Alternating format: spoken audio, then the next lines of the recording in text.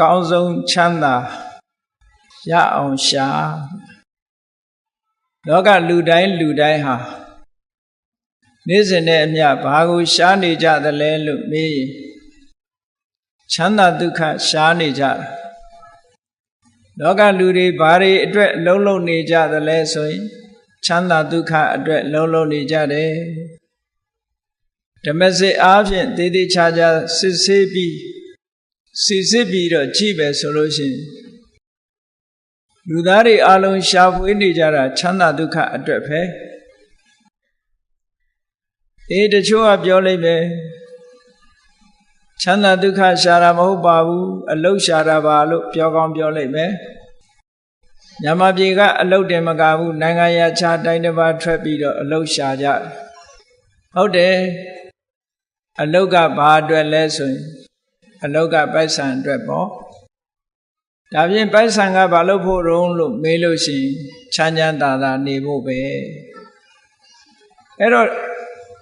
ဓမ္မစစ်အားဖြင့်ပြောမယ်ဆိုရင်လူတွေနေ့စဉ်နဲ့အမျှရှားဝေလောက်ကင်နေကြတာဘာလဲလို့ဆိုရင်ချမ်းသာဒုက္ခကိုရှားနေကြဒါဖြင့်လူတွေချမ်းသာဒုက္ခရှားနေတဲ့ချမ်းသာဒုက္ခကဘယ်လိုချမ်းသာမျိုးလဲဘုန်းကြီးတို့တွေကိုရရှိခံစားနေကြတဲ့ချမ်းသာဒုက္ခကိုအမှတ်တမဲ့မနေဘဲနဲ့စစ်ဆေးကြည့်တဲ့ချမ်းသာဒုက္ခဆိုတာအကျမ်းပြင်းအဖြစ်ပြောမယ်ဆိုလို့ရှိရင်ကာမဒုက္ခတဲ့ကာမဒုက္ခဆိုတာဘာပြောလဲမျက်စိကနှစ်သက်စရာအာယုံကြည့်ပြီးတော့စိတ်ထဲကဝမ်းသာကြည်နူးမှုတွေဖြစ်တာဒါကာမဒုက္ခနားကตาရတဲ့အတန်ကလေးတွေနားထောင်ပြီးတော့စိတ်ထဲကဝမ်းသာကြည်နူးမှုဖြစ်တာဒါကာမဒုက္ခတီးဝိုင်းနေသွားပြီးနားထောင်ပြီးတော့ပြောနေကြဟိုဂျာမနီနိုင်ငံတခါတော့ကဇူလိုင်လမှာအဘိဓမ္မာသင်တန်းသွားပြီးတော့ပို့ချလို့ဘာလင်မြို့ကိုရောက်တယ်ဘာလင်မြို့ကိုအရှိနဲ့အနောက်ခြားကွယ်ထားတဲ့ဒရိုင်းကြီးဖြိုချထားပြီးအရှိဘာလင်အနောက်ဘာလင်ပေါင်းဆက်ပြီးတဲ့နောက်မှာဘာလင်မြို့လယ်မှာကြောက်တိုင်ကြီးတစ်ခုရှိတယ်ဥရောပနိုင်ငံအရရကနေပြီးတော့လူတွေဟာတန်းချီပြီးတော့ဘာလင်မြို့ကိုရောက်လာကြတန်းချီပြီးရောက်လာတဲ့ဘာလင်မြို့ကိုလာပြီးတော့လာကြတဲ့ပုဂ္ဂိုလ်တွေဟာဘာအတွက်လာကြတာတုံးလို့ဆိုတော့လပ်ပရိတ်ပွဲတော်တဲ့လပ်ပရိတ်ပွဲတော်ဆိုတာဘာသာသင်လျော်သလိုပြန်မယ်ဆိုလို့ရှိရင်ချစ်သူတို့ရဲ့ချီတက်ပွဲပေါ့အဲ့ဒီပရိတ်ဆိုတဲ့လပ်ပရိတ်ဆိုတဲ့ပွဲတော်ကိုလာရောက်ပြီးတော့ဘာလင်မြို့ကိုလာရောက်ပြီးတော့ပျော်ကြပါကြဘုန်းကြီးတို့စီဗိဓမာသင်္นานလာတက်တဲ့ဂျာမန်ဘုန်းကြီးတစ်ပါးကဆရာတော်ကိုပြရအောင်မယ်တဲ့အတွေ့အကြုံရအောင်သူ့အခန်းခေါ်ပြီးတော့ Lightcast တိုက်ရိုက်အသံလွှင့်ပေးနေတဲ့တယ်လီဗီရှင်းကိုဖွင့်ပြီးတော့ပြတယ်လက်ပရိတ်ပွဲဆင်နွှဲနေကြတဲ့လူတွေတန်ပေါင်းများစွာလမ်းပေါ်မှာမလုပ်နေကြတာတော့ဆိုသချင်းဆိုကြပျော်ကြပါကြတီးကြကကြခုန်ကြဆိုတဲ့နေတဲ့လူတွေမဟုတ်ဘူးအဲ့ဒီပွဲကိုဆင်နွှဲပြီးတော့နေကြတာအဲ့တော့လောကလူတွေဟာကာမဒုက္ခလို့ခေါ်တဲ့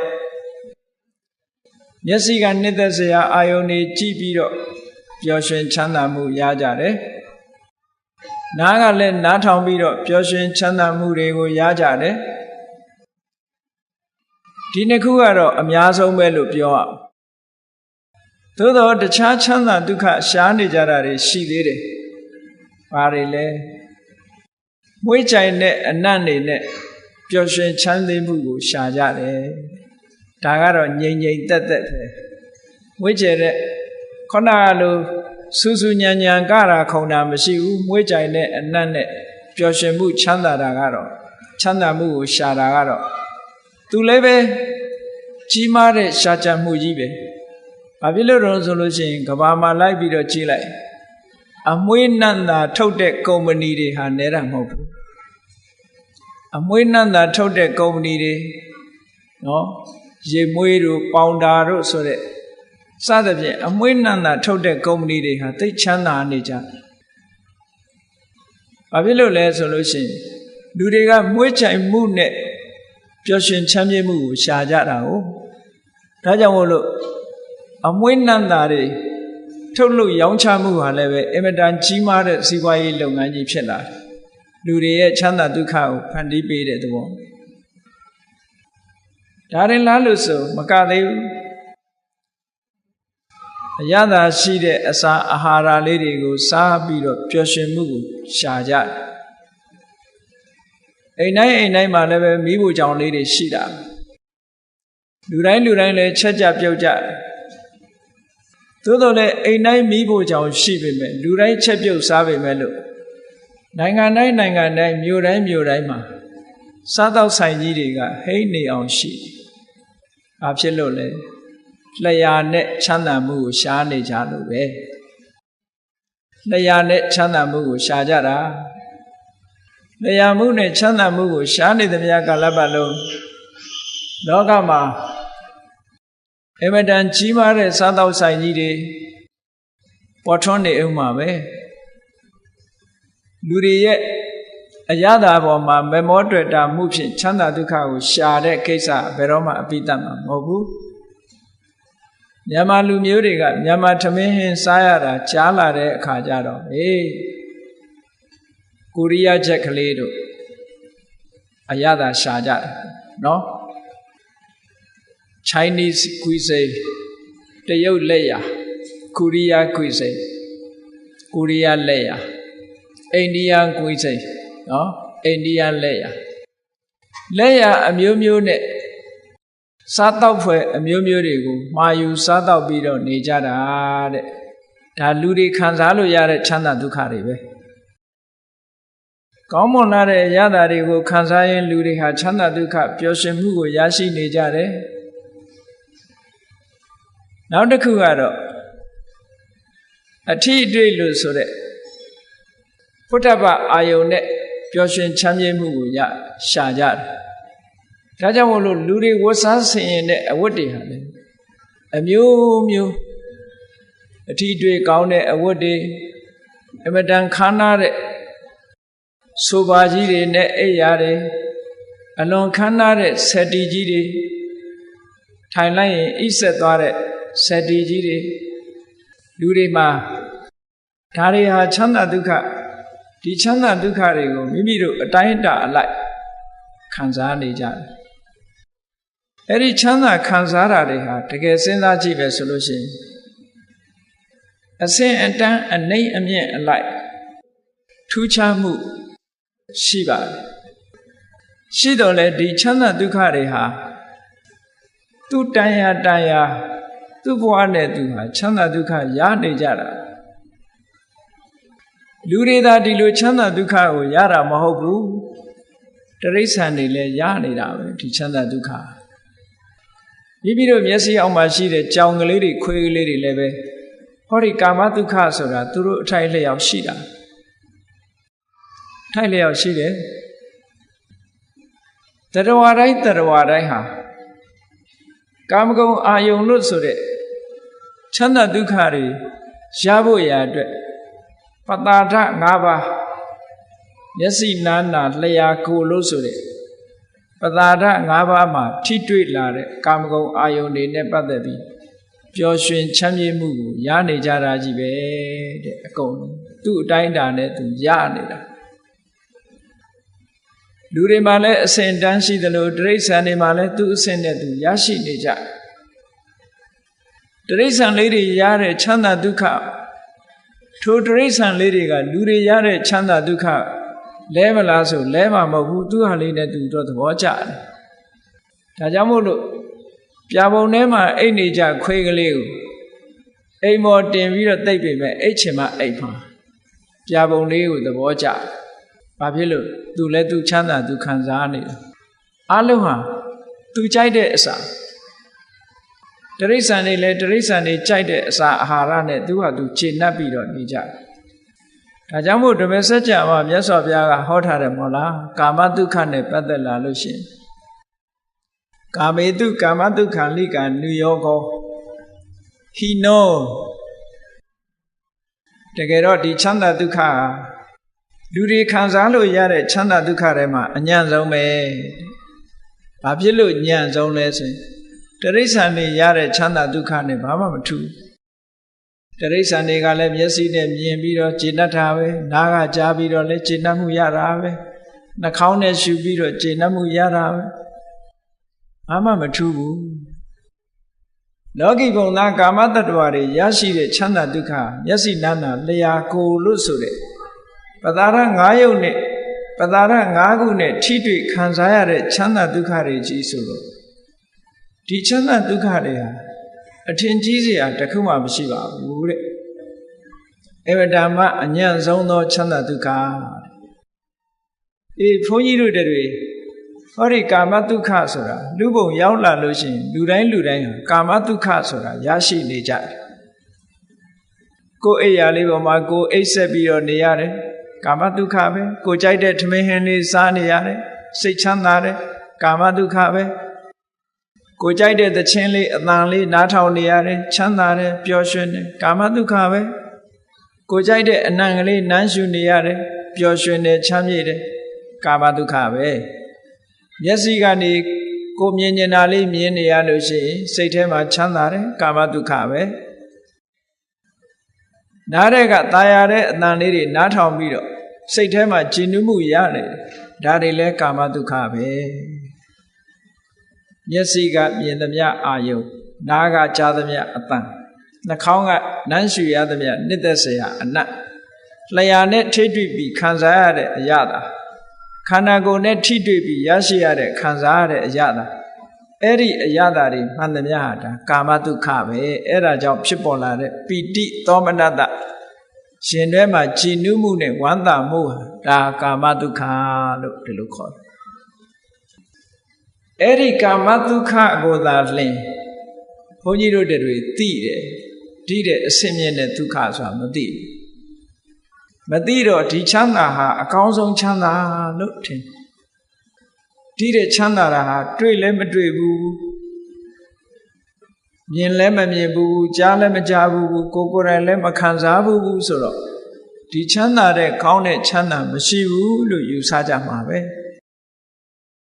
လောကမှာရှိတဲ့လူတွေဟာဟောဒီကာမဒုက္ခထဲမှာပဲနစ်မြုပ်ပြီးတော့နေကြတယ်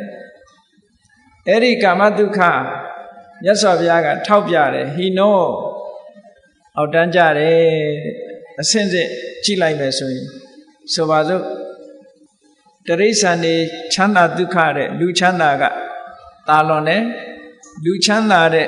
နတ်ချမ်းသာကတာလွန်တယ်အဲ့ဒါလို့ချမ်းသာဒုက္ခတစ်ခုနဲ့တစ်ခုတာလွန်နေတော့လည်းပဲနော်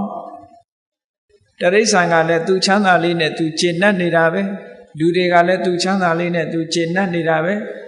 နတ်တွေကလည်းသူချမ်းသာလေးနဲ့သူကျေနပ်နေကြတယ်ဉာဏ်နဲ့ချမ်းသာဒုက္ခအထင်မကြီးကြဘူးဟိနောဂမ္မောပောထုစနိကောဂမ္မောဆိုတာလူသူအတိုင်းဝိုင်းနဲ့နေတဲ့မြို့တွေရွာတွေမှာအများစုနဲ့အိမ်တော်ရသားနဲ့နေကြတဲ့ပုဂ္ဂိုလ်တွေရဲ့ခံစားရတဲ့ချမ်းသာမျိုးပောထုစနိကောလူအများစုခံစားတဲ့ချမ်းသာဒုက္ခမျိုးအနရိယောမြင့်မြတ်တဲ့ပုဂ္ဂိုလ်တွေခံစားတဲ့ဟာမျိုးမဟုတ်ဘူးတဲ့ဒါရင်လားလို့ဆိုတော့မကဘူးအနတ္ထတန်ဟိတောဒီကာမဂုဏ်အာယုံလို့ဆိုတဲ့ချမ်းသာဒုက္ခတွေပေါ်မှာမေ့မျောပြီးတော့နေမျောပြီးတော့နေမယ်ဆိုလို့ရှိရင်ထိုပုဂ္ဂိုလ်ဟာကာမဂုဏ်အာယုံတစ်ခုချမ်းသာဒုက္ခခံစားလို့သည်ဖြစ်ဖြစ်ဘာတွေလုပ်လဲကောင်းတာလည်းလုပ်တယ်မကောင်းတာလည်းလုပ်တယ်မကောင်းတာလုံးပြီးသွားလို့ရှိရင်ထိုမကောင်းတဲ့ကံရဲ့အကျိုးကိုခံစားရသည့်အတွက်ကြောင့်ဆင်းရဲတဲ့မှာနေမျောကြရပြန်တယ်ချမ်းသာတဲ့ခုအကြောင်းပြုပြီးတော့ကောင်းတာတွေကိုလုပ်တဲ့အခါမှာလည်းပဲဒီချမ်းသာတဲ့တာလွန်တဲ့ချမ်းသာကိုမတွေ့ဘူး ဒီချမ်းသာထဲမှာပြန်ပြီးတော့နေမောနေတယ်တတ္တဝါတွေရဲ့ပုထုဇဉ်ပုဂ္ဂိုလ်တွေရဲ့ဘုံဘဝသိရှိနားလည်ကြတဲ့ချမ်းသာဒုက္ခဒီကာမဒုက္ခပဲဒီထဲကနေရှေ့ပြီးတော့တိုးတက်သွားအောင်ဒုက္ခတစ်မျိုးကိုရှာဖွေတွေ့ရှိခြင်းကမစွမ်းနိုင်ကြဘူးဒီထဲမှာပဲနေမျောနေကြတယ်ဒါပြောတာနော်ဒါဖြင့်ကာမဒုက္ခတဲ့ချမ်းသာဒုက္ခမျိုးရှိသလားလို့ဆိုတော့ရှိတယ်အဲ့ဒီချမ်းသာကဘာချမ်းသာလို့ခေါ်လဲဆိုရင်နိက္ခမ္မဒုက္ခတဲ့နိက္ခမ္မဒုက္ခဆိုတာမျက်စိနဲ့မြင်ပြီးတော့စိတ်ချမ်းသာမှုကိုယူတာလည်းမဟုတ်ဘူးနားနဲ့အသံကိုနားထောင်ပြီးတော့စိတ်ချမ်းသာမှုကိုရယူတာမဟုတ်ဘူးနှာခေါင်းနဲ့နမ်းရှူပြီးတော့စိတ်ချမ်းသာမှုကိုရတာမဟုတ်ဘူးလျှာနဲ့လျက်ပြီးတော့စိတ်ချမ်းသာမှုကိုရတာလည်းမဟုတ်ဘူးခန္ဓာကိုယ်နဲ့ထိတွေ့ပြီးတဲ့နောက်မှာစိတ်ချမ်းသာမှုကိုရတာလည်းမဟုတ်ဘူးတဲ့အဲ့ဒီကာမဂုဏ်အာယုန်လို့ဆိုတဲ့ဒီအာယုန်တွေဟာအပူအပင်တွေနဲ့ရောထွေးပြီးတော့နေတဲ့ချမ်းသာဒုက္ခတွေဖြစ်လို့အခုတခဏချမ်းသာရင်တော်ကြချမ်းသာခြင်းမှချမ်းသာတယ်ချမ်းသာဒုက္ခကလည်းအမတန်မှတူတောင်းတယ်ကာမဂုဏ်ချမ်းသာဆိုတာအမတန်မှတူတောင်းတယ်အဲ့ဒီကာမချမ်းသာတွေကိုဖယ်ရှားပြစ်လိုက်မှကာမချမ်းသာတွေနဲ့ဆက်ဆက်မှုမရှိဘဲနဲ့တရားဓမ္မကိုနှလုံးသွင်းပြီးတော့နေတဲ့ချမ်းသာမျိုးကြတော့နိက္ခမ္မဒုက္ခလို့ခေါ်တယ်ကာမဂုဏ်ချမ်းသာတွေကိုခွာရှောင်ပြီးတော့ရလာတဲ့ချမ်းသာအဲ့ဒီချမ်းသာမျိုးကဇန်ချမ်းသာတို့မက်ချမ်းသာတို့ဖို့ချမ်းသာတို့ဆိုတာနိက္ခမ္မဒုက္ခအဲ့ဒီနိက္ခမ္မဒုက္ခကိုပုထုဇဉ်ပုဂ္ဂိုလ်တွေအနေနဲ့သဘောကျလားလို့ဆိုသဘောမကျဘူးအရိယာသူတော်စင်တွေကအဲ့ဒါကိုချမ်းသာလို့သတ်မှတ်တယ်ပုထုဇဉ်တွေကဆင်းရဲတယ်လို့ထင်တယ်အထင်ချင်းအမြင်ချင်းအလုံးကိုကွာခြားတယ်ဟောတာမန်ပုဂ္ဂိုလ်တွေအနေနဲ့ကြည့်လိုက်မယ်ဆိုလို့ရှိရင်ပြင်းစရာကြီးလို့အောင်းမိမှာပဲတရားဓမ္မနှလုံးသွင်းပြီးတူတဲ့အေးအေးဆေးဆေးတည်တည်ငြိမ်ငြိမ်ထိုင်နေတဲ့ပုဂ္ဂိုလ်ကြည့်လိုက်မယ်ဆိုရင်ကြံတဲ့ပုဂ္ဂိုလ်တွေကဒီလူငုတ်တုတ်ကြီးထိုင်ပြီးဘာတွေလုံအောင်ပြင်းစရာကြီးလို့ဒီလိုပဲထင်။ဘာဖြစ်လို့သူခံစားမှုတာကကာမဒုက္ခပဲခံစားမှုတာလေ။ဟိုလူကရလာတဲ့နိက္ခမဒုက္ခကြတော့အေးကာမဒုက္ခဆိုတာအလိုမကျစရာတွေအများကြီးရှိတယ်။အလိုမကျစရာတွေအများကြီးရှိတယ်။ဆိုပါစို့မျက်စိဖြင့်လှတာပတာကြည့်ပြီးတော့ချမ်းသာဒုက္ခကိုခံစားခြင်းနဲ့ဆိုရင်မျက်စိအောက်ကအလှအပပျောက်သွားတာနဲ့တပြိုင်နက်ဟောချမ်းသာဒုက္ခရှိပါအောင်မလားမရှိတော့ဘူးနားတဲ့ကနှစ်သက်ตาရပွဲအတန်ပျောက်သွားတာနဲ့တပြိုင်နက်ချမ်းသာဒုက္ခရှိနိုင်ပါအောင်မလားမရှိဘူးနှာခေါင်းကနမ်းရှူရတဲ့အနံ့ပျောက်သွားလို့ပြောင်းလဲသွားတာနဲ့တပြိုင်နက်ချမ်းသာဒုက္ခဆိုတာမရှိနိုင်ကြဘူးလျှာကခံစားပြီးတော့ရတဲ့ချမ်းသာဒုက္ခဆိုတာလည်းပဲနော်တခဏမျှတာပဲဖြစ်တယ်ခန္ဓာကိုယ်နဲ့ထိတွေ့ပြီးရရှိတဲ့ချမ်းသာဒုက္ခဆိုတာလည်းတခဏမျှတာဖြစ်တယ်အဲ့ဒီချမ်းသာဒုက္ခတွေကိုရရှိခံစားလာတဲ့အချိန်ပိုင်းလေးကအမတ္တမတူထောင်းတယ်အမတ္တမတူထောင်းတယ်အမတ္တမတူထောင်းသည့်အတွက်ကြောင့်တခဏလေးချမ်းသာတာကိုသာဝရထင်ပြီးတော့ကာမဒုက္ခထဲမှာနေမျောနေကြတဲ့ပုဂ္ဂိုလ်တွေကအလွန်တရာမှများပါတယ်။မြတ်စွာဘုရားကကာမဒုက္ခကိုဘယ်လိုဥပမာပေးထားတော့ဆိုမီလဒုက္ခမီလဆိုတာလူတွေစွန့်ပစ်လိုက်တဲ့မစင်အညစ်အကြေးကိုမီလလို့ခေါ်တယ်။မီလဒုက္ခမစင်အညစ်အကြေးလူချမ်းသာမျိုးကြည့်လေလူတွေရဲ့မစင်အညစ်အကြေးကိုကြိုက်တတ်တဲ့ခွေးတရဝါတွေဆိုလို့ရှိရင်ဘလောက်ကောင်းတဲ့ထမင်းဟင်းကြွေကြွေမစင်အညစ်ကြေးမြင်လိုက်ရင်နည်းနည်းတော့နမ်းလိုက်ရအောင်မှချိန်တတ်တယ်အနတ်နမ်းရလို့ရှိရင်ဟုတ်လားမစင်အညစ်ကြေးစားရတာပို့ပြီးတော့သူနှစ်သက်ချိန်တတ်တယ်ဒါကိုကြိုက်တာအကောင်းဆုံးဖြစ်နေကြတယ်ပေါ့ကာမဒုက္ခဆိုတာကိုကြိုက်တာကိုအကောင်းဆုံးဖြစ်နေကြတယ်ဒွင်းသည်ကြိုက်တဲ့လူကဒွင်းသည်ကောင်းတယ်မကြိုက်တဲ့လူကနမ်းတယ်ဟောဒီလိုပဲ ကာမဒုက္ခဆိုတာတယောက်နဲ့တယောက်လည်းတူညီတာမဟုတ်ဘူးခံစားရတဲ့အချိန်လေးရလည်းအမှန်တမ်းတူတောင်းတယ်ဒါကြောင့်မို့မြတ်စွာဘုရားကမီလဒုက္ခမစင်ပမာချမ်းသာမျိုးပါတဲ့ဒီချမ်းသာမျိုးတွေကအဲ့ဒီချမ်းသာမျိုးကိုသာခံစားမှုတဲ့ပုရုဇဉ်ပုဂ္ဂိုလ်တွေဟာနိက္ခမဒုက္ခလို့ဆိုတဲ့ဒီကာမဂုဏ်အာယုန်တွေကိုဖယ်ရှားပစ်လိုက်လို့ဖြစ်ပေါ်လာတဲ့ချမ်းသာဒုက္ခမျိုးအိမ်မက်ထက်တောင်မဲ့လို့မရဘူးအရိယသူတော်စင်များကြတော့အစစ်မြင့်လာတဲ့ပုဂ္ဂိုလ်ကြတော့ကာမဒုက္ခဆိုတာပူလောင်မှုတွေနဲ့ဖြစ်နေတယ်ဒါကြောင့်မို့တကယ်ချမ်းသာတာမဟုတ်ဘူးတကယ်ချမ်းသာမှုဆိုတာဟာကာမဒုက္ခထဲမှာမရှိနိုင်ဘူးဟောနိက္ခမဒုက္ခကာမဂုဏ်အာယုန်ကထွက်ခွာလိုက်လို့ရလာတဲ့ချမ်းသာဒုက္ခအမတန်မှအေးချမ်းတယ်တည်ငြိမ်တယ်ငြိမ်သက်တယ်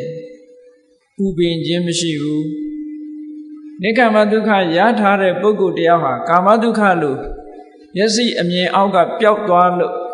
အာယုန်၅ပါးတည်းကကိုယ့်ရဲ့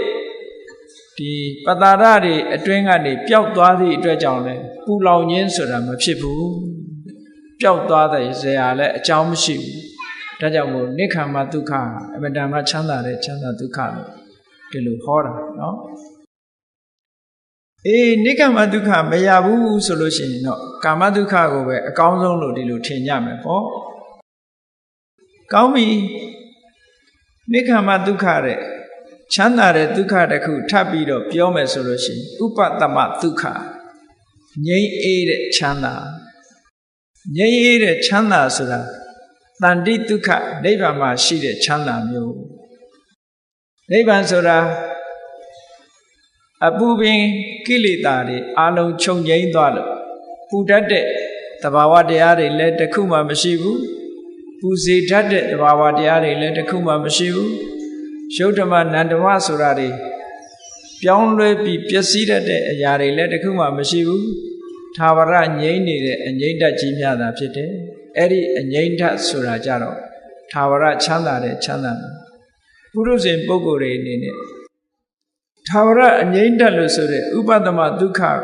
နားလည်ဖို့အမတန်မှခက်တယ်ဘာဖြစ်လို့တော့ကိုယ်မှအတွေ့အကြုံမရှိတာဒီချမ်းသာမျိုးကိုမခံစားဘူးဆိုပါစို့ဒူရင်သည်မစားဘူးသေးတဲ့ပုဂ္ဂိုလ်တယောက်ကိုဒူရင်သည်ဟာဘယ်လိုရတာရှိတယ်လို့တယောက်ကပြောပြမယ်ဘယ်လိုကောင်းတာဒူရင်သည်ရတာဘယ်လိုကောင်းတယ်စသဖြင့်ပြောပြလို့ရှိရင်ဟိုတစ်ဖက်သားကကောင်းတယ်ဆိုတာတော့ तू မှတ်မိတယ်သို့တော်လည်းဘယ်လိုကောင်းမှန်းကို तू ကခံစားကြည့်ဘူးခြင်းမရှိသည့်အတွက်ကြောင့်ဘယ်လိုကောင်းတယ်ဆိုတာသူ့ထဲမှာ तू တွေးမိမှာမဟုတ်ဘူးဒီလိုပဲနိဗ္ဗာန်ချမ်းသာကိုကိုယ်တိုင်မခံစားရသေးတဲ့ပုဂ္ဂိုလ်တွေနိဗ္ဗာန်ချမ်းသာတယ်ဆိုတာဘယ်လိုခံစားကြည့်မှသိမှာမဟုတ်ဘူးကောင်းပြီဒီလိုကာမဒုက္ခနိက္ခမဒုက္ခဥပဒမဒုက္ခလို့ဆိုတဲ့ချမ်းသာတွေဟာအကျဉ်းအားဖြင့်ပြောမယ်ဆိုလို့ရှိရင်ဒီသုံးမျိုးဟာအဆင့်ဆင့်တက်လာကာမဒုက္ခကိုဖယ်ရှားလိုက်တဲ့အခါမှာနိက္ခမဒုက္ခရတယ်နိက္ခမဒုက္ခရပြီးတဲ့အခါမှာဥပဒမဒုက္ခဆိုတာမျိုးကိုရနိုင်တယ်ဥပဒမဒုက္ခလို့ဆိုတဲ့အငြိမ့်တဲ့ချမ်းသာကတော့သာဝရချမ်းသာတဲ့ချမ်းသာမျိုးဖြစ်ပါတယ်လောကမှာဘုန်းကြီးတို့တွေပုရုဇဉ်တွေရနေတဲ့ကာမဒုက္ခသည်အလွန်တရာမှအဆင့်မရှိတဲ့ချမ်းသာဒုက္ခမျိုးသာဖြစ်တယ်တဲ့ဆိုတာကိုမြတ်စွာဘုရားကဓိတဲ့အဆင့်မြင့်တဲ့ချမ်းသာဒုက္ခတစ်ခုဘယ်လိုရအောင်လုပ်ရမလဲဆိုတာကိုဘဟုဝေဒနိယသုတ်တံမှာမြတ်စွာဘုရားဟောထားတာရှိတယ်ဘုန်းကြီးတို့တွေဒီတဲ့တာလွန်တဲ့ချမ်းသာဒုက္ခတွေရှိသေးတယ်ဆိုတာကိုသိအောင်ကြိုးစားရသိအောင်ကြိုးစားပြီးတော့လက်တွေ့ခံစားနိုင်အောင်ကြိုးစားဖို့လိုအပ်တယ်ကြိုးစားတဲ့နည်းလမ်းတွေကအကုန်ရှိတယ်ထိုနည်းလမ်းအတိုင်းမိမိတို့ကြိုးစားအားထုတ်မှသာလျှင်အဲ့ဒီချမ်းသာဒုက္ခမျိုးကိုကိုယ်တိုင်တွေ့ရှိမှဖြစ်တယ်ဒီလိုမှမဟုတ်ဘူးဆိုလို့ရှိရင်ဒီချမ်းသာဒုက္ခမျိုးဟာအပြောပဲကိုယ်တိုင်လည်းပဲတွေ့ရှိဖို့ဆိုတာမဖြစ်နိုင်ဘူးတဲ့ဒါကြောင့်မို့နိက္ခမဒုက္ခလို့ဆိုတဲ့ချမ်းသာတွေတဲကချမ်းသာတစ်ခုရဖို့ရအတွက်ဘာလုပ်ရမလဲနိက္ခမဒုက္ခဆိုတာပြောရင် ကာမဂုဏ်ချမ်းသာတွေနဲ့မဆက်ရှက်တဲ့ချမ်းသာမျိုးတစ်ခုပဲမျက်စိကမြင်ပြီးတော့ချမ်းသာတာမဟုတ်ဘူးနားကကြားပြီးတော့ချမ်းသာတာမဟုတ်ဘူးနှာခေါင်းဆိုတဲ့နှာခေါင်းနဲ့အနံ့ခံပြီးတော့ချမ်းသာတာမဟုတ်ဘူးလျှာနဲ့အရသာခံပြီးမှချမ်းသာတာမဟုတ်ဘူးခန္ဓာကိုယ်နဲ့ထိတွေ့ပြီးမှချမ်းသာတာမဟုတ်ဘူးစိတ်ကလေးတည်ငြိမ်အောင်လေ့ကျင့်ပြီးတော့တမာတိစွမ်းအားနဲ့စိတ်နဲ့အာယုန်နဲ့လေ့ကျင့်ပြီးတော့ရယူတဲ့ချမ်းသာဒုက္ခဟာဒီတဲ့အစပေါင်းမြောက်များစွာကောင်းမွန်တဲ့ချမ်းသာဒုက္ခတစ်ခုဖြစ်တယ်။ကဲအဲ့ဒီချမ်းသာဒုက္ခကိုရချင်ဘယ်လိုလေ့ကျင့်မလဲ။လောကလူတွေဟာနေ့စဉ်နဲ့အမျှအလုပ်တွေလုပ်နေကြတာဟာကာမဒုက္ခခံစားဖို့ကြီးပဲလုပ်နေကြတာကြီးပဲ။ဒီချမ်းသာကနေထွက်သွားတဲ့ပုဂ္ဂိုလ်တယောက်မှမရှိဘူး။ပစ္စည်းဥစ္စာချမ်းသာတဲ့ပုဂ္ဂိုလ်ကလည်းကောင်းတဲ့ကောင်းတာဝယ်ပြီးတော့သုံးမယ်ကောင်းတဲ့ကောင်းတဲ့အစားအစာဝယ်စားမယ်ကောင်းတဲ့ကောင်းတဲ့နော်အတန်တွေရတဲ့ဟုတ်လားဂီတတန်တွေနားထောင်မယ်ကောင်းတဲ့ကောင်းတာတွေမြင်ရအောင်လုပ်မယ်ဒါပဲရှိတယ်ဒီတဲ့ပို့ပြီးတော့ထွက်ပေါက်မရှာနိုင်ဘူးကောင်းပြီနိက္ခမဒုက္ခလို့ဆိုတဲ့အစစ်မြင့်တဲ့ချမ်းသာတစ်ခုကိုရှာကြည့်ကြရအောင်ဘယ်လိုနည်းနဲ့တွေ့နိုင်သလဲကာမဒုက္ခဆိုတာဒီဘက်ကန်းနဲ့အလားတရံတူတယ်။ဟိုဘက်ကန်းရောက်ချင်တဲ့ပုဂ္ဂိုလ်ဒီဘက်ကန်းကိုစွန့်ရတယ်။ဒီဘက်ကန်းကိုမခွာဘဲနဲ့ဟိုဘက်ကန်းကိုဘယ်နည်းနဲ့မှမရောက်ဘူး။ဒါကြောင့်မို့နိက္ခမဒုက္ခလို့ဆိုတဲ့ချမ်းသာတွေတဲကချမ်းသာတစ်ခုကိုရဖို့ရအတွက်ဘုန်းကြီးတို့တွေဘာလို့ရမိမိစိတ်ကလေးကိုအာယုံနဲ့လေ့ကျင့်ရမယ်။ကဲလေ့ကျင့်ပုံလေ့ကျင့်နည်းလေးကိုမှတ်ကြရအောင်အလွယ်ဆုံးလေ့ကျင့်စရာအာယုံလေးတွေ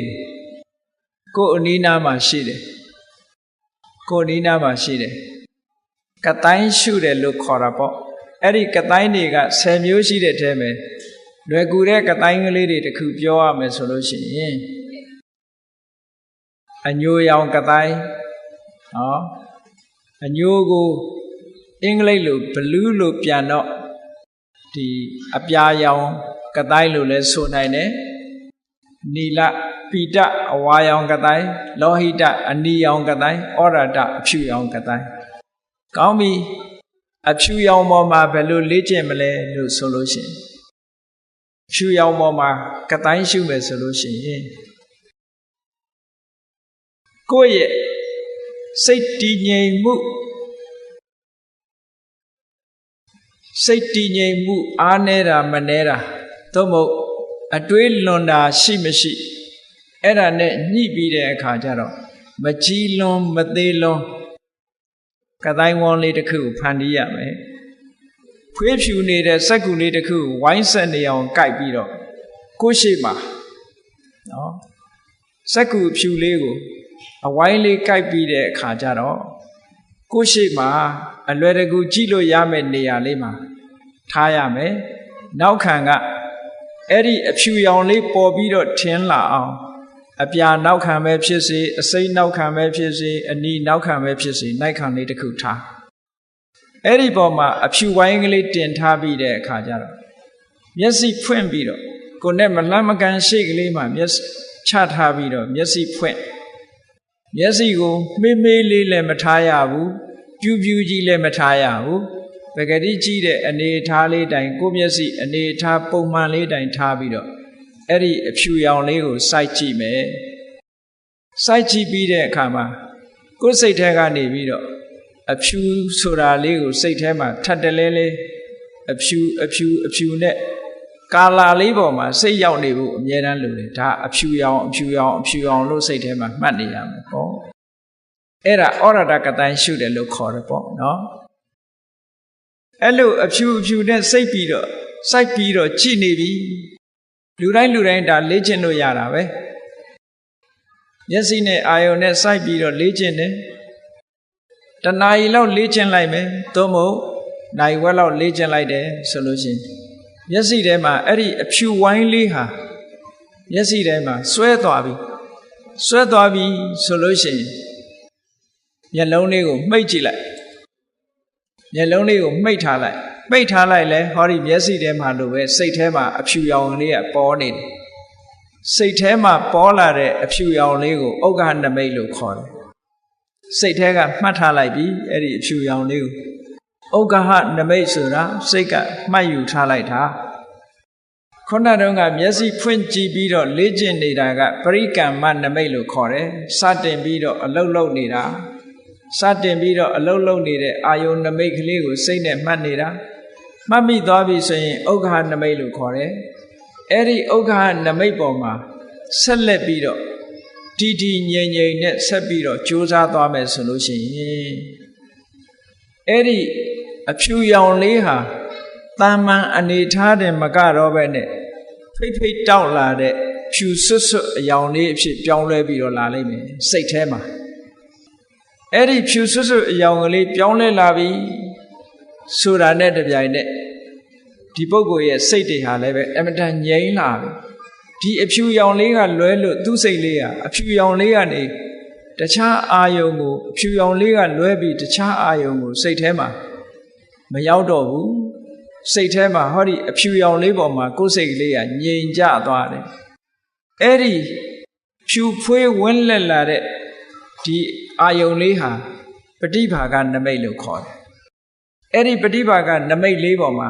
ဆက်လက်ပြီးတော့လေ့ကျင့်လိုက်ပြီဆိုလို့ရှိရင်ကျန်တာတွေအလုံးကိုမေ့သွားပြီးတော့သူ့စိတ်လေးဟာအဖြူရောင်လေးကနေခွာမရတော့ဘူးစိတ်ကလေးကအဖြူရောင်လေးပေါ်မှာငြိမ်ကြသွားတယ်တဏှာကြီးလုံးလုံးနေမယ်နှစ်နာရီထိုင်ရင်နှစ်နာရီလုံးလုံးစိတ်ကလေးငြိမ်နေမယ်ကဲအဲ့ဒီချမ်းသာလေးတင်တာမန်ကြည့်အောင်အခုလိုစိတ်ကလေးဟာအဖြူရောင်လေးကနေပြီးတော့အဖြူအာယုံလေးနဲ့တင်မယ်စိတ်ကလေးဟာငြိမ်နေပြီဆိုလို့ရှိရင်ခုနကမျက်စိနဲ့လှတာပါတာကြည့်ပြီးတော့ရတဲ့ချမ်းသာဒုက္ခဆိုတာနဲ့လည်းမတူဘူးနားကตายရတဲ့အတန်တွေကိုနားထောင်ပြီးရတဲ့ချမ်းသာဒုက္ခနဲ့လည်းမတူဘူးနှာခေါင်းကနမ်းရှူပြီးရတဲ့ချမ်းသာဒုက္ခတွေနဲ့လည်းမတူဘူးလျှာကစားတော့ပြီးရတဲ့ချမ်းသာဒုက္ခတွေနဲ့လည်းမတူဘူးခန္ဓာကိုယ်ကထိတွေ့ပြီးမှရတဲ့ချမ်းသာဒုက္ခတွေနဲ့လည်းမတူဘူးတဲ့အမတန်ငြိမ်းချမ်းတဲ့ဟောဒီအာယုံကတိုင်းနမိတ်ကလေးပေါ်မှာတမာတိစွမ်းအားလေးတွေတည်ငြိမ်ပြီးတော့ကြာလာလိမ့်မယ်အဲ့လိုကြာလာတဲ့အခါမှာလူစိတ်မှာဘာဖြစ်နေလဲဆိုရင်ကိုယ်စိတ်ထဲမှာပြောရမယ်ဆိုရင်ထမင်းမေ့ဟင်းမေ့ပေါ့အဲ့ဒီချိန်ဟောဒီအဖြူအာယုံလေးကိုစိတ်ကလေးတွေးတောနေတဲ့ဘာဝတရားလေးရဲ့ထိုအဖြူအာယုံလေးပေါ်မှာစိတ်ကူးနေတဲ့သဘာဝတရားလေးရဲ့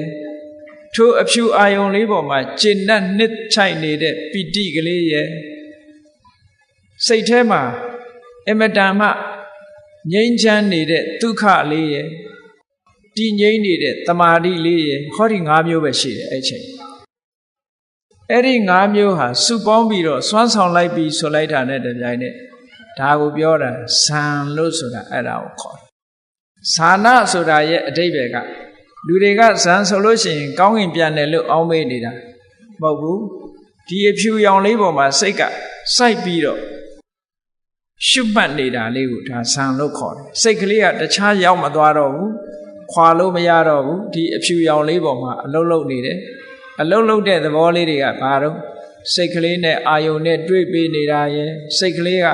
ဒီအာယုံပေါ်မှာတွေးကြံစီနေတာရဲ့ဒီအာယုံလေးနဲ့နှစ်ချိုက်နေတာရဲ့ကျေနပ်နေတာရဲ့တည်ငြိမ်နေတာရဲ့ဒီသဘာဝ၅မျိုးပဲအဲ့ဒီချိန်မှာဖြစ်တယ်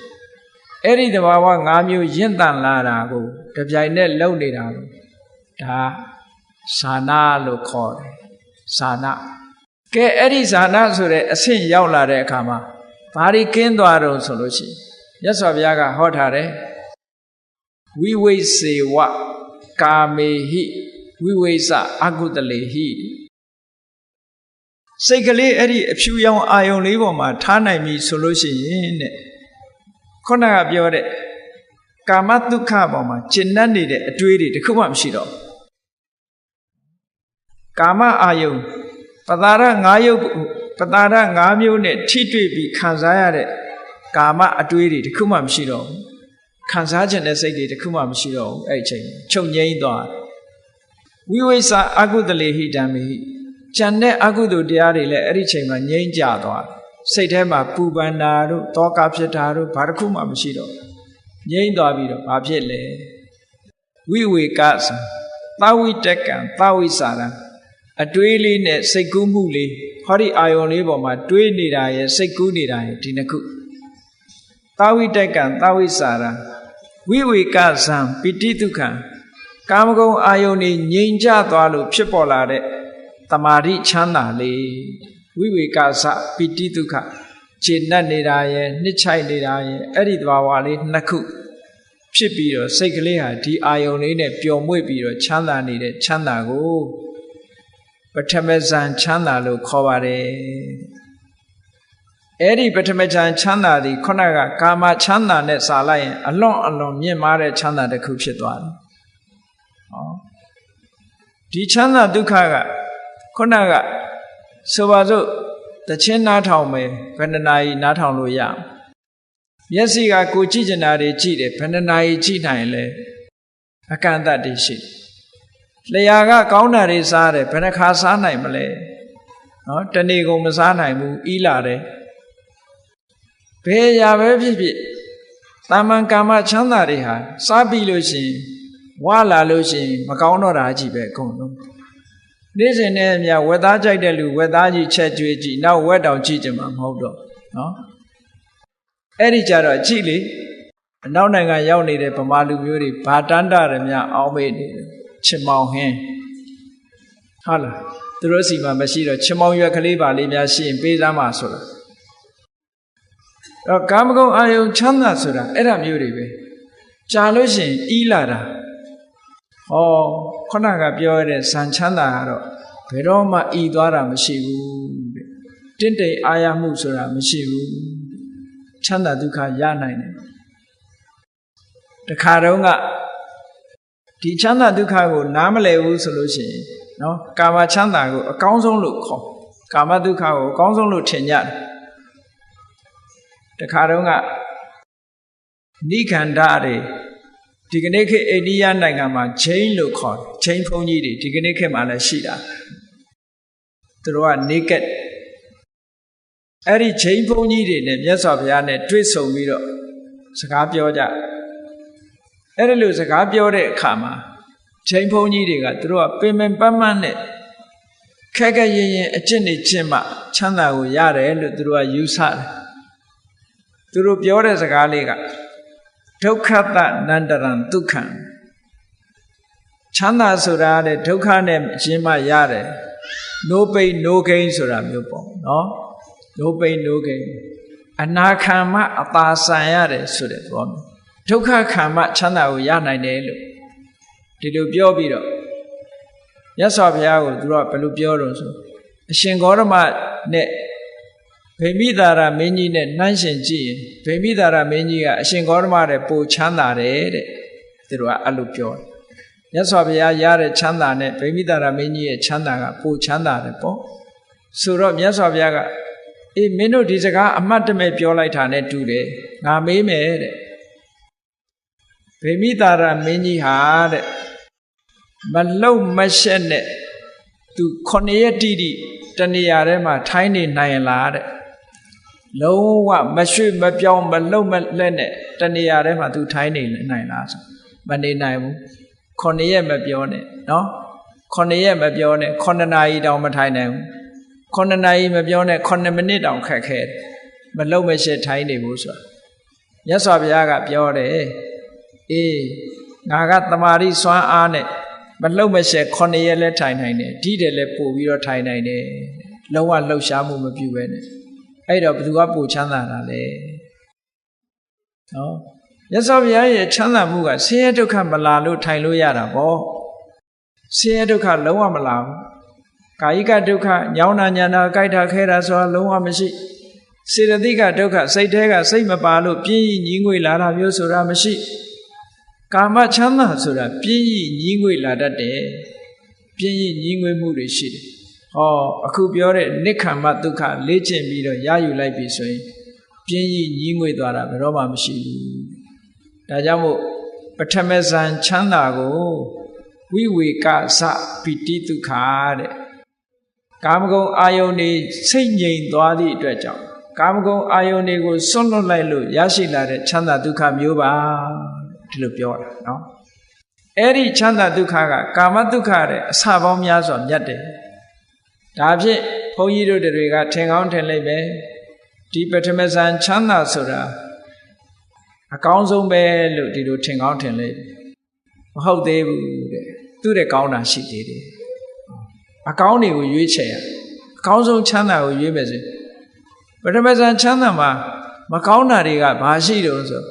ခုနဒီအာယုံလေးပေါ်မှာတွေးနေတာစိတ်ကူးနေတာကမကောင်းဘူးလှုပ်ရှားမှုကြီးတစ်ခုပဲစိတ်ရဲ့လှုပ်ရှားမှုလေးတစ်ခုပဲဒီအာယုံလေးပေါ်မှာတွေးတောနေတာကြံစည်နေတာအဖြူလို့တွေးနေတာအဖြူလို့စိတ်ထဲမှာကူးနေတာဒါလေးကလှုပ်ရှားမှုကြီးပဲအဲ့ဒီလှုပ်ရှားမှုကြီးဟာဒုက္ခတစ်မျိုးပဲအဲ့ဒါလို့သူ့ရဲ့ချမ်းသာဒုက္ခစွမ်းအားကိုမြင့်ကျင်တဲ့အခါကျတော့ဘာလုပ်လဲတမာတိစွမ်းအားကိုခုနအာယုံပေါ်မှာပဲတမာတိစွမ်းအားတွေကိုထပ်ပြီးတော့တိုးမြင့်လိုက်တဲ့အခါကျတော့တွေးတောမှုတွေဆင်ញင်မှုတွေစိတ်ကူးမှုတွေအကုန်လုံးရပ်ဆိုင်သွားပြီးတော့ဘာနဲ့နေတော့ဆိုနှစ်ချိုက်ကြည်နူးနေတဲ့ပီတိဝမ်းသာနေတဲ့ဒုက္ခတည်ငြိမ်နေတဲ့တမာတိအဲ့ဒီသုံးမျိုးနဲ့နေတယ်တမာတိစပီတိဒုက္ခစိတ်ကလေးကပို့ပြီးတော့ငြိမ်ကြသွားအဲ့ဒီစိတ်ကလေးနားမှာဘာရှိတော့ဆိုနှစ်ချိုက်နေတဲ့ပီတိနဲ့ဝမ်းသာနေတဲ့ဒုက္ခဒါလေးပဲရှိတမာတိကြောင့်ရတဲ့ဒုတိယအဆင့်ချမ်းသာကခုနလိုတွေးတောကြံစည်နေရတာမပါသည့်အတွက်ကြောင့်ပို့ပြီးတော့ငြိမ်သွားတယ်အဲ့ဒီချမ်းသာဒုက္ခကမှပိုချမ်းသာတာဒါဒုတိယဇန်ချမ်းသာလို့ခေါ်တယ်ဒါဖြင့်ဒီဒုတိယဇန်ချမ်းသာဟာအကောင်းဆုံးလားလို့ဆိုဘယ်ဟုတ်မလဲသူ့တဲ့ကောင်းတာရှိသေးတယ်သူ့တဲ့ကောင်းတာရှိရင်ဘာလို့ဆိုဒီအာယုံလေးပေါ်မှာနှစ်ချိုက်နေတယ်ဆိုတာစိတ်ထဲမှာဖိုလိုက်ဖြစ်စဉ်းစားကြည့်လေပီတိဖြစ်ဘူးတဲ့လူတွေရှိလေပီတိဖြစ်တယ်ဆိုတာစိတ်ငြိမ်သက်မှုမှမဟုတ်ပဲစိတ်ရဲ့လှုပ်ရှားမှုကလေးတစ်ခုဖြစ်နေတယ်ဒါကြောင့်မို့ဒီပီတိကို तू မလိုချင်ဘူးပီတိရဲ့အပြစ်တွေမြင်လာတယ်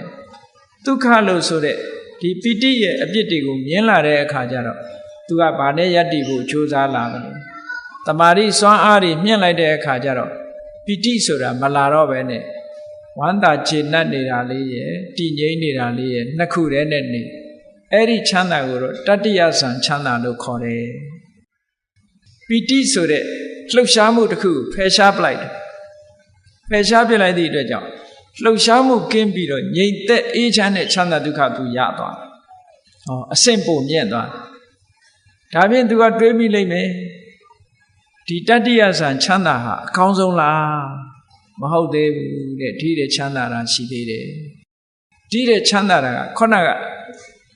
အဖြူအာယုံလေးပေါ်မှာအဖြူကတိုင်းလေးပေါ်မှာပဲဆက်ပြီးတော့လေ့ကျင့်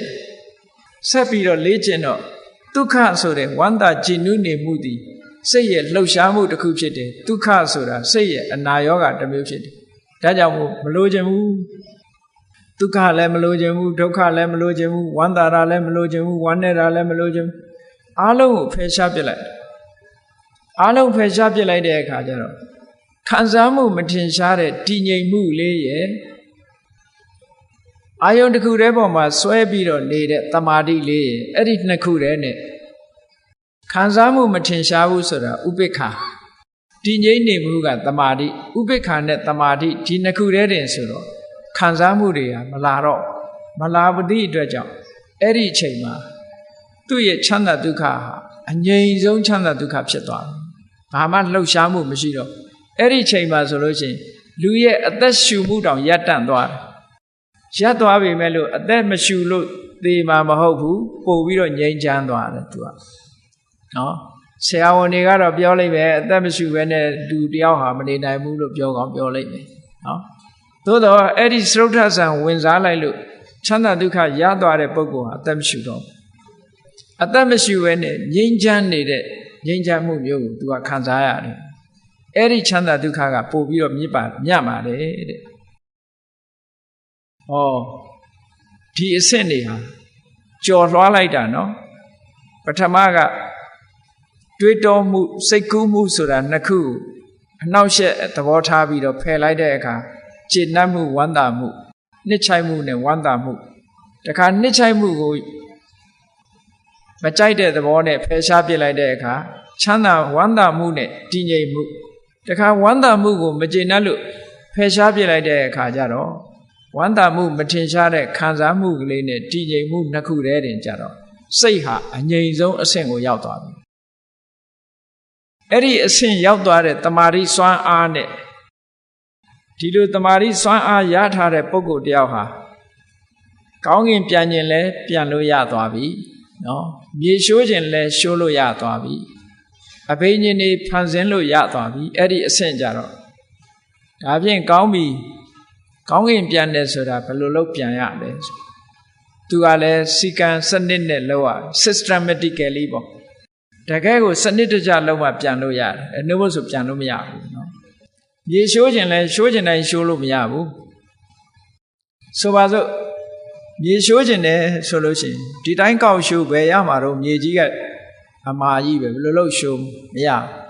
ဘယ်လိုလုပ်ရတော့လို့ဆိုလို့ရှိရင်သူက supernormal power supernatural မဟုတ်ဘူး supernormal power တဘာဝကိုဆန့်ကျင်ပြီးတော့လုပ်လို့မရဘူးဥပမာပဲဒီစတိတ်ခုံကြီးကိုဖောက်ပြီးတော့အောက်ဆင်းနေတယ်ဆိုရင်ဘာလုပ်ရမလဲလို့ဆိုလို့ရှိရင်ကိုသွားလောက်တဲ့အတိုင်းအတာတစ်ခုအရာဒီအပေါက်ကြီးဖြစ်အောင်စိတ်ထဲကဖန်တီးရအပေါက်ကြီးဖြစ်သွားပြီလို့ तू စိတ်ကူးလိုက်တာနဲ့တပြိုင်နက် तू သွားမဲ့လမ်းကြောင်းကြီးကအပေါက်ကြီးဖြစ်သွားကြံတဲ့လူတွေကတော့အပေါက်မဟုတ်ဘူးမြေကြီးတဲ့ရှိုးကျင်တယ်ဆိုရင်လည်း तू သွားမဲ့လမ်းကြောင်းကို तू ကရှင်းလိုက်တယ်မြေလိုင်ကောင်းကြီးဖြစ်သွားအောင် तू လှုပ်လိုက်စိတ်ထဲကနေမြေလိုင်ကောင်းကြီးလို့ပြောလိုက်တာနဲ့ဟိုသူ့အဖို့မှာမြေလိုင်ကောင်းကြီးဖြစ်သွားဝင်သွားတာအဲ့ထဲဘေးကလူတွေကတော့မြေရှိုးသွားတယ်လို့ပဲပြောသူ့ဖို့ကတော့အဲ့ဒါလိုင်ကောင်းနဲ့ဝင်သွားတာပဲအလွယ်တကူပဲကောင်းကင်ပြန်ကျင်တယ်ဆိုလဲအရန်ပြန်လို့မရဘူးခန္ဓာကိုယ်ကြီးဆိုတာအလေးကြီးဘယ်လိုလုပ်ပြန်လို့ရမှာတော့ထခုံလဲဘုံဝင်နဲ့ကြာမှာပေါ့ဘယ်လိုလုပ်ရမလဲအင်မတန်ပေါ့ပါတဲ့စိတ်ကလေးတဲကိုဟောဒီရုပ်ခန္ဓာကိုယ်ကြီးကိုပေါင်းထည့်ပေးလိုက်စိတ်သွားတဲ့ကိုပါဆိုတာအဲ့ဒါမှာနော်စိတ်ကဟိုနာရောက်သွားတယ်လူကပါရောက်သွားပြီဒီမှာပျောက်ဟိုရောက်အဲ့ဒါမှစိတ်သွားတိုင်းကိုပါဖြစ်တယ်စိတ်แท้ကိုရုပ်ခန္ဓာကိုထည့်ပေးလိုက်တယ်ထည့်ပေးလိုက်ရင်ဒီနာပျောက်ဟိုနာရောက်အဲ့ဒီဟာမျိုးဖြစ်တယ်သို့မဟုတ်ငှက်လို့ကောင်းငင်ကိုပြန်သွားခြင်းတယ်လမ်းလျှောက်ပြီးတော့သွားခြင်းတယ်ဆိုလို့ရှိရင်ကိုသွားမဲ့လမ်းကြောင်းကိုဖန်တီးရတယ်သူ့စိတ်ထဲမှာတော့ဒါလမ်းကြောင်းကြီးပဲအဲ့ဒီလမ်းကြောင်းကြီးပေါ်ကိုလမ်းလျှောက်သွားတယ်ဆိုတဲ့အတိတ်ပဲဒါဖြင့်ရေပြင်ပေါ်ဖြတ်ပြီးတော့မြေကြီးကိုဖြတ်ပြီးဟိုဘက်ကိုလမ်းလျှောက်သွားခြင်းတယ်ဆိုလို့ရှိရင်ဒီတိုင်းသွားလျှောက်လို့မရဘူးရေနစ်သွားမယ်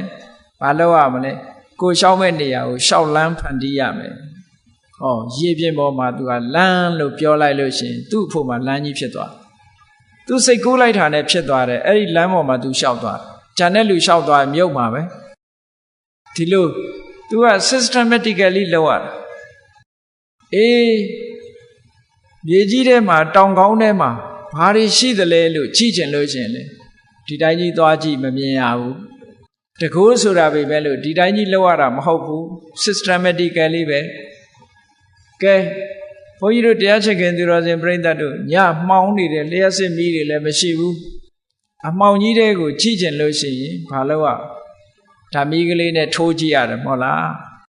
ဓာမီးလေးနဲ့ထိုးရင်မမြင်ရဘူးလားအဲ့ဒီမြင်ရတယ်ဆိုတာအကုန်မြင်ရတာလားဓာမီးရှိအလင်းရောင်နဲ့ရှိတာဒါမြင်ရတာလားအလင်းရှိတာမြင်ရတာအဲ့ဒါလိုပဲဒိဗ္ဗစကုဘိညာဉ်နဲ့ကြည့်ချင်ပြီဆိုလို့ရှိရင်ပထမအလင်းဖြန့်ရတယ်အာလောကကတိုင်းတို့ပွားပြီးတော့အလင်းဖြန့်လိုက်ရတယ်ဖြန့်ပြီးတဲ့အခါမှာကြည့်ဒီတိုင်းကြည့်ရင်မမြင်ရဘူးဒီတိုင်းကြည့်ရင်မမြင်ရကိုကြည့်ချင်တဲ့နေရာကိုပထမမီးထိုးလိုက်တယ်လို့ပဲအလင်းရောင်ကိုဖြန့်ပေးရတယ်ဖြန့်ပြီးပြီဆိုမှကြည့်အဲ့ဒါတကူဆိုတာဒီတိုင်းလှုပ်ချင်တယ်လှုပ်တာမဟုတ်ဘူးသဘာဝအတိုင်းလှုပ်ရတာနော်အဲ့ဒါခုနကလို့တမာရီစွမ်းအားတွေမြင့်လာပြီဆိုလို့ရှိရင်တကူဖန်ဆင်းလို့ရသွားပြီတဲ့ဒါလူတိုင်းမှာဒီစွမ်းရည်တတ္တိတွေရှိတယ်ရှိရတဲ့နဲ့ဘာလို့မရလဲဆိုမလေးခြင်းလို့မရနော်မလေးခြင်းလို့မရလေ့ကျင့်နိုင်ပြီဆိုလို့ရှိရင်ဒီစွမ်းရည်တတ္တိတွေရလာမှာသို့တော့လေ့ကျင့်တဲ့အခါမှာ အသက်အရွယ်ကြီးတဲ့ပုဂ္ဂိုလ်တွေကြတော့ရာခိုင်နှုန်းတွေညော့သွားပြီအသက်အရွယ်ကြီးတာကိုအကြောင်းပြုပြီးတော့ဓမ္မခံနိုင်တော့ဘူးအသက်အရွယ်ကြီးအသက်ငယ်တဲ့ပုဂ္ဂိုလ်ကလေ့ကျင့်ပို့ပြီးတော့မြန်မြန်ရနိုင်တယ်ကြာလုံနိုင်တာငယ်ရွယ်သူကကြာထိုင်နိုင်သည့်အတွက်ကြောင့်သူတို့ကြတော့အောင်မြင်နိုင်တယ်လို့ဒီလိုပြောတာနော်ကဲကောင်းပြီဒီစရုဒ္ဓဆံချမ်းသာဟာအမြင့်ဆုံးချမ်းသာလားလို့ဆိုတော့မဟုတ်ဘူးသူလည်းအကောင်းဆုံးမဟုတ်သေးဘူးဘာဖြစ်လို့အကောင်းဆုံးမဟုတ်တုံးဆိုလို့ရှိရင်သူကလည်းဒီအဖြူဝိုင်းကြီးနဲ့သူကကြည်နေရသေးတာပဲအဖြူဝိုင်းကြီးကိုသူဖယ်ရှားပြစ်လို့ရမှာမရတာမရသည့်အတွက်ကြောင့်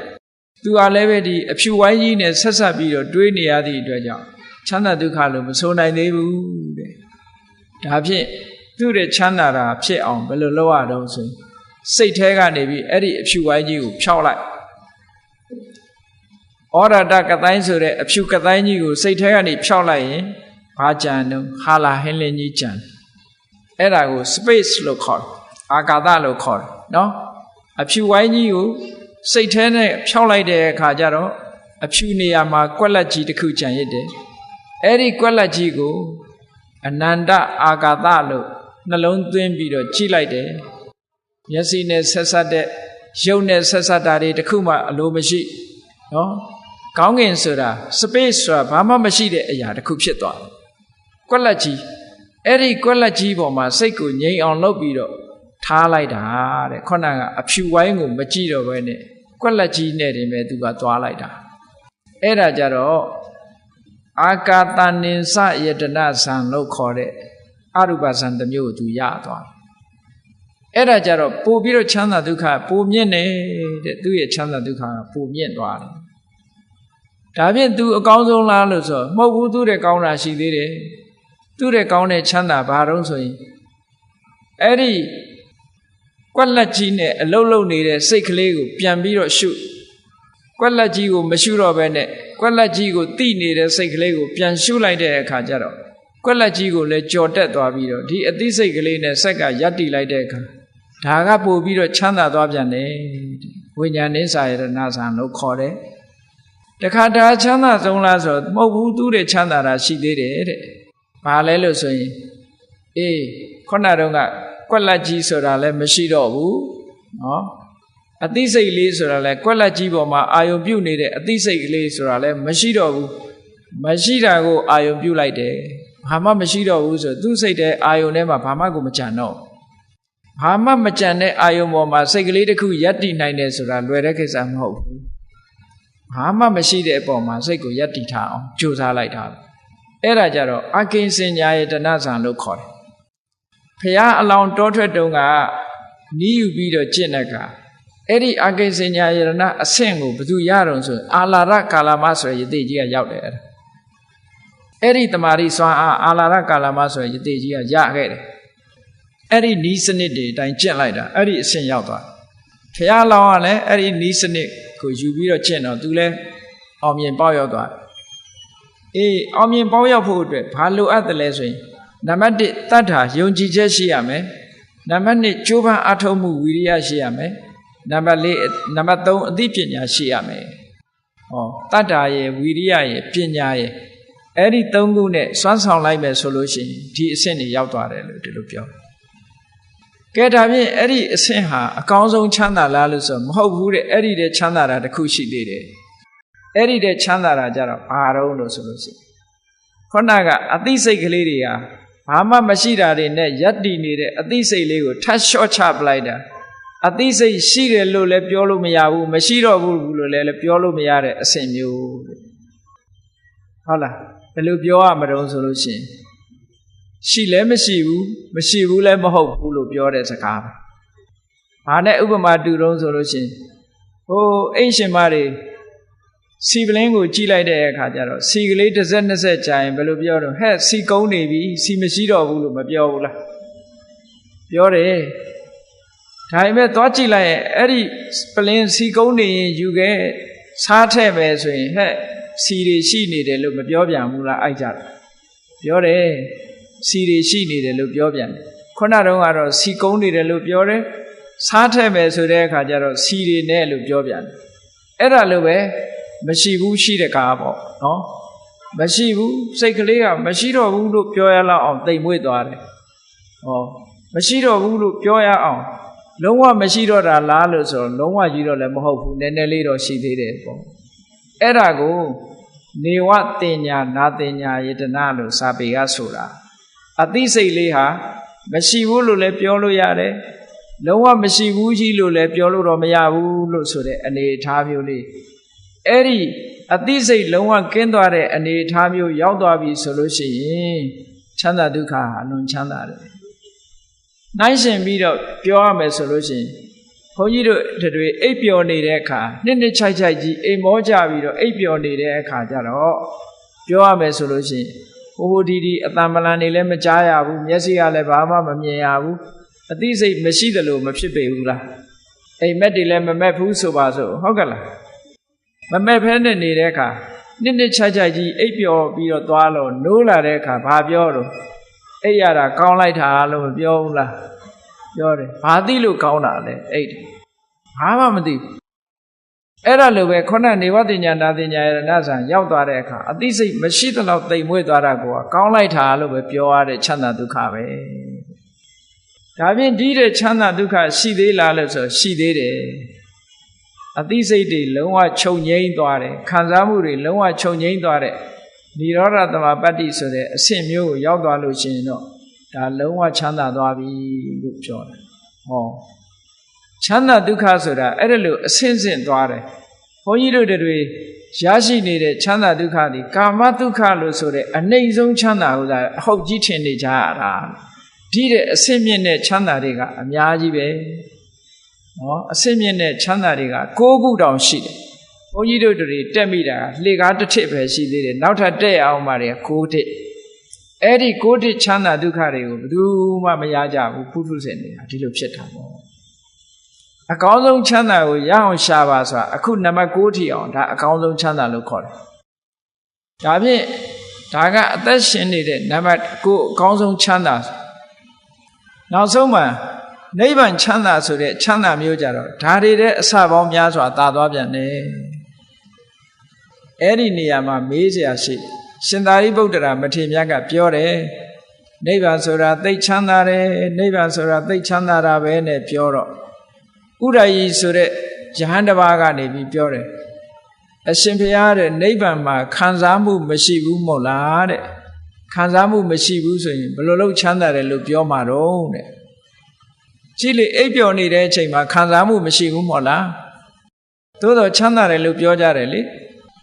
အဲ့လိုပြောတော့ရှင်သာရိပုတ္တရာမထေရကဘာပြောတော့ဆိုအေးအဲ့ဒီချမ်းသာမှုခံစားမှုမရှိတာကိုကချမ်းသာတာလို့ပြောလိုက်တယ်အဲ့ဒါကြတော့ပုရုဇဉ်နေနားလည်ဖို့ခက်ခဲသွားတယ်ခံစားမှုမရှိတဲ့ချမ်းသာဒုက္ခသည်တကယ်ငြိမ်းအေးတဲ့ထာဝရအငြိမ့်တချမ်းသာဒုက္ခဖြစ်ပါတယ်ဘုရားမြတ်စွာကဗဟုဝေဒနိယသုတ်တံမှာချမ်းသာအမျိုးမျိုးကိုယခုကဲ့သို့ခွဲခြားပြီးတော့ပြထားတော့တရားရှင်ခင်သူတော်စင်ပြိဿတို့သည်တို့တွေဟာအကောင်းဆုံးသောချမ်းသာဆိုတာဘယ်ဟာလဲလို့ရှာကြံပြီးတော့ထိုအကောင်းဆုံးချမ်းသာရအောင်ကြိုးစားကြမယ်ဆိုရင်ဤစနစ်တွေအတိုင်းအခုလိုကျင့်ကြံကြိုးကိုအထုတ်ပြီးတော့ရလာတဲ့ချမ်းသာဒုက္ခမျိုးကသာလဲတကယ်အကောင်းဆုံးချမ်းသာဖြစ်တယ်တို့တွေနေ့စဉ်နဲ့အမျှရနေတဲ့ချမ်းသာဒုက္ခဆိုတာ